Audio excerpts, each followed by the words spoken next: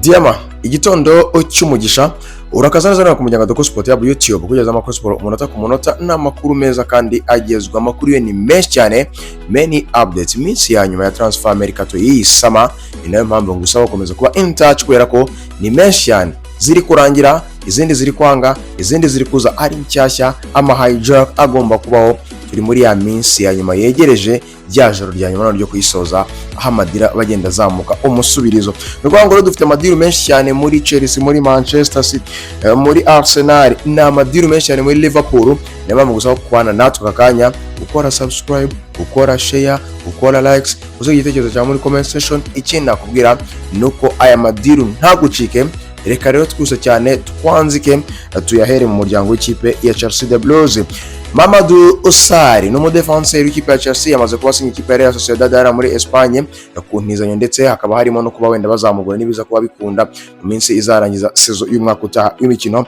Liam Odilap umuryango w'ikipe ya Nottingham Forest kuri miliyoni 45 z'amapaundi yamaze kuba joininga Idir Oliver Graz, nawe yishyizemo akaboko ke arapushinga biza kurangira bikunze. Liam Odilap umaze umwaka umwe mu ikipe ya Chelsea birangiye rero agiye mu ikipe ya Nottingham Forest, agiye kwatozwa no bita Oliver Graz, na uyu mutoza mushyashya wahoze atoza ikipe ya Crystal Palace ubu uri gutoza ikipe ya Nottingham Forest. Uyu mwataka rero yamaze kuba joininga ikipe ya Nottingham Forest. Ni byiza cyane kwa fana b'ikipe ya Chelsea ko bifuzaga yuko Liam Odilap asohoka akagenda, ni sawa cyane. Nicholas Jackson amakipe yakomeje kugenda ahangana cyane, Saudi Arabia, Aston Villa ndetse n'ikipe ya Atletico de Madrid. Uwo bita Armani yamaze kubazamuka ajya mu Bwongereza, ajya kureba mu ikipe ya Chelsea, avuga ati ese birasaba iki kugira ngo Atletico de Madrid ibone umukinnyi bita uyu Nicholas Jackson. Ariko nanone ntabwo ikipe ya Aston Villa nayo iryamye ona Emery kubera ko azi ko yabanye n'uyu mukinnyi, azi ko bakoranye muri Villarreal, azi uburyo yamukoresha, azi ibyo yatanga muri Aston Villa. Kugeza kuri uyu munota rero akomeje kugenda yataka n'imbaraga zose kubera ko ari kubona ko Watkins birashoboka ashobora kuba yasohoka kugeza kuri uyu munota. Impamvu rero Nicholas Jackson ikomeje kugenda bishyuha byatari kubera ko ikipe ya Aston Villa ikomeje kugenda ipushinga byatari, yamaze kuba iganiza umukinnyi, yamaze kuba yumvikana n'umukinnyi ko byagenda kose. Ariko kugeza kuri uyu munota no kuvuga ngo ikipe ya Chelsea mu biganiro byiza na Aston Villa ndetse na Atletico Madrid ku ruhande, gusa kugeza kuri uyu munota ntabwo haramenyekana ese ni he Nicholas Jackson azerekeza hagati y'amakipe yombi. Gusa uruhare rw'umukinnyi rugomba kuzakonta niba agomba kujya muri Atletico de Madrid n'umwataka wayo, cyangwa se agomba kuzajya mu ikipe ya Aston Villa kwa ona Emery. Ahangaha rero hazakora ikijyanye no kuba umukinnyi ufite amahitamo yo ku giti cye cyo kuvuga ati ngewe kana kugeza kuri uyu munota ndifuza kuba nakina muri ino kipe, kuko byose zirabyujuje, yaba kujya muri Champions League zombi zizajyayo, yaba kuba ari ikipe nziza muri iyi minsi zose ni nziza. Aho rero bigaragara biraza kugiranwa n'umukinnyi witwa Nicholas Jackson avuga ati ngewe ndumva nifuza kuba nakinira Aston Villa kurusha uko nakinira Atletico de Madrid, cyangwa ndumva nakinira Atletico de Madrid kurusha uko nakinira Aston Villa. Noneho igisigaye amakipe atangire agongane ku mafaranga, izamushobora niyo izamutwara. Nakomeje kubabwira ngo isoko ryo muri iyi minsi riratangaje cyane.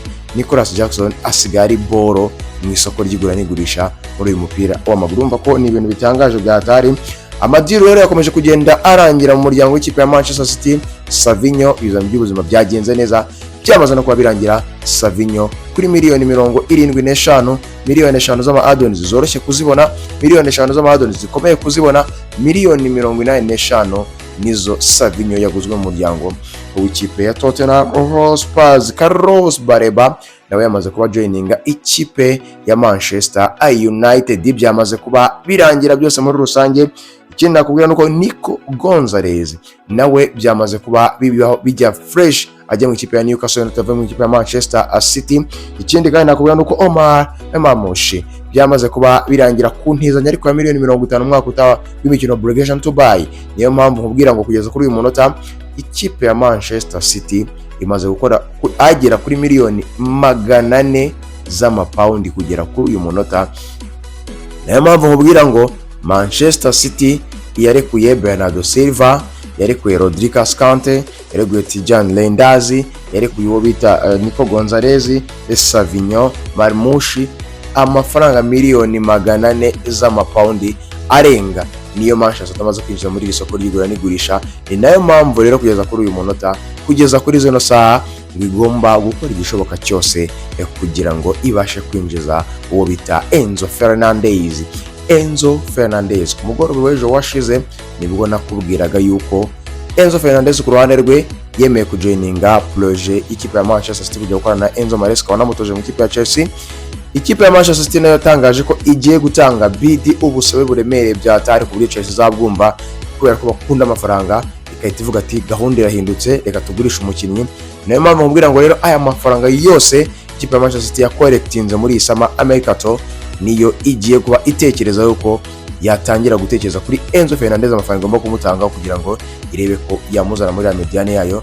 Abo mediateur bose yasohoye irifuza kuba yasimbuza, ariko nanone yamaze kwinjiza babiri, Ayub Boadi miliyoni 85 z'amapaundi, miliyoni 100 z'amayero, miliyoni 95 ndetse n'5 z'ama-add-ons, miliyoni 100, ndetse n'uwo bita Elliot Anderson kuva mu muryango w'ikipe ya Nottingham Forest.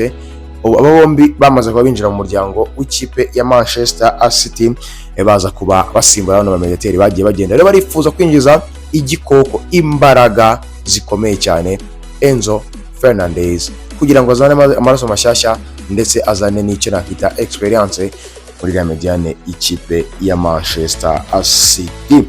Kugeza kuri uyu munota rero inkuru ikomeje kugenda izamuka cyane nakomeye cyane. Kandi Gakpo amakipe na Manchester City kuwa mbere yazamutse yerekana ko iri kubaza ikipe ya Liverpool ese deal ya Kandi Gakpo imeze gute, irasaba iki, n'iki twakora. Tottenham Hotspur kuva mu kwezi kwa karindwi ifite person terms cyangwa se agreement n'umukinnyi, baraganiriye biri verbal mu magambo, barumvikana bagera ku gisubizo, bumvikana ko ibintu byose ari munange. Kugeza kuri uyu munota rero ikipe ya Manchester City yamaze kubyinjiramo kano kanya, ariko bombi bategereje umwanzuro w'ikipe ya Liverpool itegereje yuko yabona abawinga babiri, harimo Yankubu Minte kuva mu muryango w'ikipe ya Brighton of Albion, harimo n'uwo bita Bradley Barcola kuva mu muryango w'ikipe ya Paris Saint-Germain, harimo n'uwo bita Ibrahim Mbaye kuva mu muryango w'ikipe ya Paris Saint-Germain. Abo bose bazavamo abawinga babiri nibamara kubabona, kubera ko Liverpool iri kudiringa ku kijyanye n'amafaranga n'ayo makipe yose, kubera ko abakinnyi bo person terms zamaze kuba zirangira. Igisigaye no kudiringa na Brighton of Albion kuri Yankubu Minte ku mafaranga, ndetse n'ikipe ya Paris Saint-Germain kuri baragabo bombi ku mafaranga, kugira ngo rero Liverpool yabasha kubona abantu bakinnyi bombi, ubundi karekura Kandi Gakpo mu gihe itazaba yababonye, ntago izarekura Kandi Gakpo. Rero hategerejwe green light y'umukinnyi Kandi Gakpo n'ikipe ya Liverpool igatanga green light kugira ngo Kandi Gakpo ajye kuba yasoka muri Liverpool avugana n'aya makipe yombi, noneho zigaragaza. Dutegereje kumenya Tottenham Hotspur imana igihe no transfer mu biganza byayo nizasinyisha Kandi Gakpo cyangwa Manchester City ije vuba uwa mbere gusa hashize iminsi ibiri, ubwo ni izakora hijack cyangwa se izakora gapapu umuryango w'ikipe ya Tottenham Hotspur kuri deal ya Kandi Gakpo. Se ni hazerekeza Kandi Gakpo. Dusoza cyane rero deal ebyiri tugiye gusorezaho, bamwita Gabriel Martinel.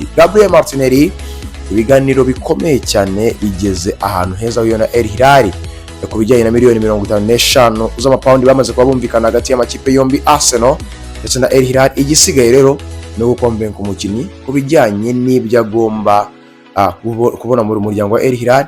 Kugeza kuri uyu munota Martinel nawe amaze kwemera kujoininga El Hilal, yamaze kumva yabikunda, ariko igisigaye ni amadetaye matoya na final stage kugira ngo barebe yuko uwo bita Gabriel Martinel yava mu muryango w'ikipe ya Arsenal akajoininga ikipe ya El Hilal hara muri Saudi Arabia Pro.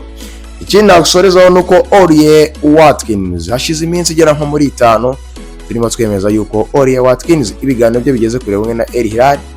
Zinjiye Simon uyu mutoza akomeje kwifuza uyu mwataka muri El Hilal hara muri Saudi Arabia Pro. Umukinnyi uwo bita Watkins nawe yarabyemeye muri rusange. Igisigaye rero ni confirmation cyangwa se a green light kugira ngo noneho Aston Villa irekure umukinnyi. Gusa ngo ibiganiro hagati y'ikipe ya El Hilal ndetse n'umukinnyi, hagati y'ikipe ya Aston Villa ndetse na ikipe ya El Hilal birimo biragenda neza kandi bigeze kure. Igisigaye rero niyo mwabona Watkins asubiye mu myitozo, aho bigeze kano kanya negotiation zirimo zirakorwa hagati y'amakipe yombi ndetse n'umukinnyi n'iriya kipe ya El Hilal kugira ngo barebe utudetaye twanyuma dusigaye turi buze gutuma wita Watkins umwataka w'umwongereza ajoininga Forza League cyangwa se iyo bita Saudi Arabia Pro hariya muri El Hilal muri iriya shampiyona y'Abarabu kwa Cristiano Ronaldo. aya makuru yose hamwe n'ayandi niyo nifuza kuba nakugeza. Icyo nagusaba niba ukomeje gukurikirana ibyo dukora, ndagusaba ko wakora subscribe niba wanabikunze. Ikindi ndagusaba gusharinga, kulikinga, ndagusaba gusiga igitekerezo muri comment section. Ikindi kandi ndakwibutsa ko ni DACCO n'umuhondo mwigi like muri bombe diama Murakoze football is always na DACCO na Rogo. Imana ikomeze kuba nawe. Amakuru ya sport nakagaruka. Ciao ciao, bye bye, hasta la vista.